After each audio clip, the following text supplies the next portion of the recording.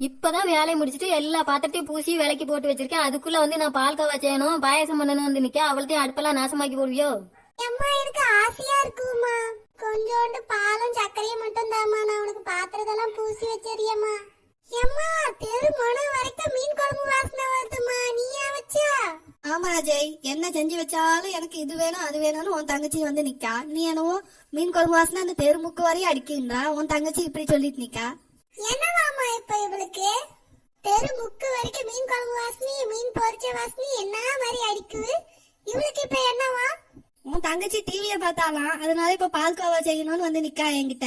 ஐயோ இவங்கிட்ட அம்மா சொல்லிட்டாலே, இனி எனக்கு பால்கோவா கிடைச்ச மாதிரிதான். என் நாக்கு என்ன போதோ எனக்கே தெரியலையே.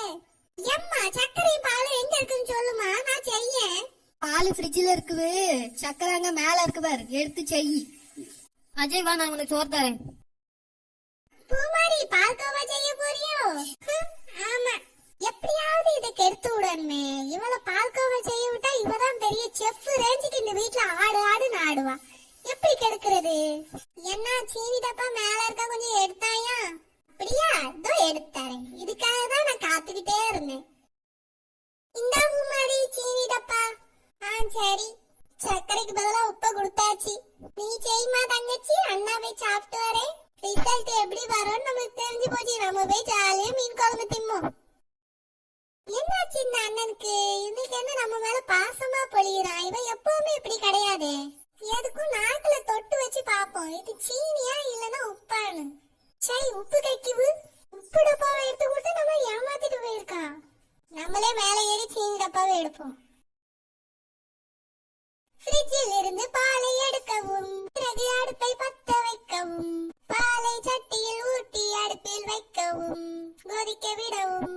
பாலை கிண்டுங்க, நல்லா கிண்டுங்க, கிண்டிக்கிட்டே இருங்க. நீங்களும் என் கூட சேர்ந்து கிண்டுறீங்களா? வேற என்ன பண்ணாவே டிவில மறந்து போச்சு. சீனியை போட்டிருப்பாங்களோ, நம்மளும் போடுவோம். சீனியை கொட்டி கிளறவும், கிளறி முடிச்சா பால்கோவா ரெடி ஆயிடுச்சு. என்ன ருசியா இருக்கு, நாக்கிலே நிக்குவே. முதல்ல நம்ம அண்ணனுக்கு கொண்டு போய் கொடுக்கணும். அவன் தான் சீனிக்கு பதிலா குப்பாளி போட்டு போயிருக்கான். தின்னிட்டு மூஞ்சி எந்த பக்கம் போகுதுன்னு நானும் பாக்குறேன்.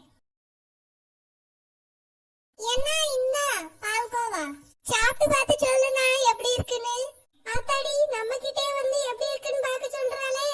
எனக்கு வேண்டாம் பூமாரி, நீ என்ன கஷ்டப்பட்டு செஞ்சிருக்கா, நீயே சாப்பிடு. என்ன சாப்பிடு, நான் இந்த சொல்லு. நல்லா இருக்கே, எப்படி செஞ்சா?